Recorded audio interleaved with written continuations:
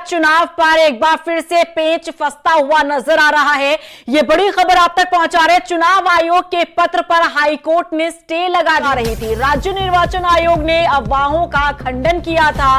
राज्य निर्वाचन आयोग की दलील सुनने के बाद स्टे लगाया गया है। तो ये बड़ी खबर आप तक पहुंचा रहे हैं, जहां पंचायत चुनाव पर एक बार फिर से पेंच फंसता हुआ नजर आ रहा है। एक्ट में स्पष्ट प्रावधान है, कहीं ना कहीं उस प्रावधान को गोलमोल करके एक क्लैरिफिकेशन राज्य निर्वाचन आयोग ने 6 जुलाई 2025 को सबको जारी कर दिया।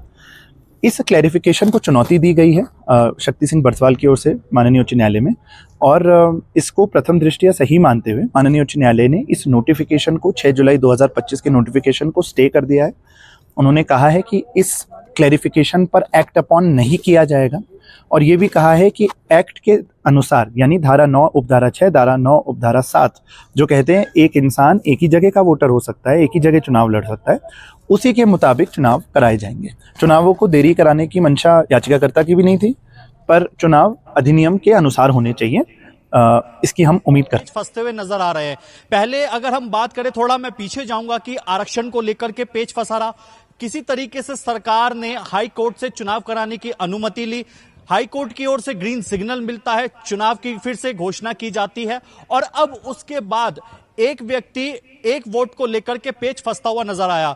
आनन फानन में जिस तरीके से राज्य निर्वाचन आयोग की ओर से एक आदेश जारी किया जाता है, जिसमें यह कहा जाता है कि अगर एक वोटर यानी कि एक प्रत्याशी, एक उम्मीदवार का नाम अगर निकाय में भी है और अगर वो पंचायत चुनाव लड़ने के भी इच्छुक है तो वो चुनाव लड़ सकता है, जिसके लिए राज्य निर्वाचन आयोग ने सभी जिला निर्वाचन आयोगों को एक आदेश जारी किया गया था। लेकिन इसके बाद जब नामांकन पूरे हुए, उसके बाद नामांकन पत्रों की जांच हुई, तो उसमें कुछ मामले निकल कर के सामने भी आए।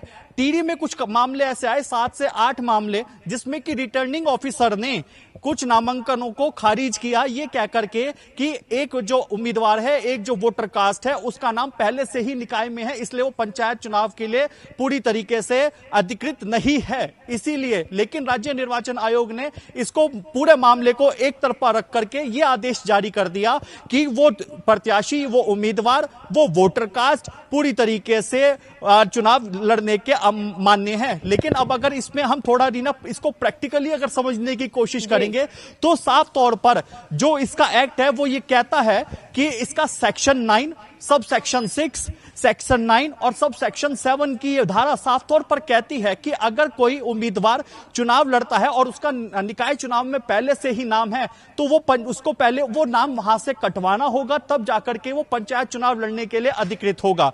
लेकिन राज्य निर्वाचन आयोग ने इससे इधर जाकर के एक आदेश जारी कर दिया, और सभी जिला निर्वाचन आयोगों को भी ये कहा गया कि जो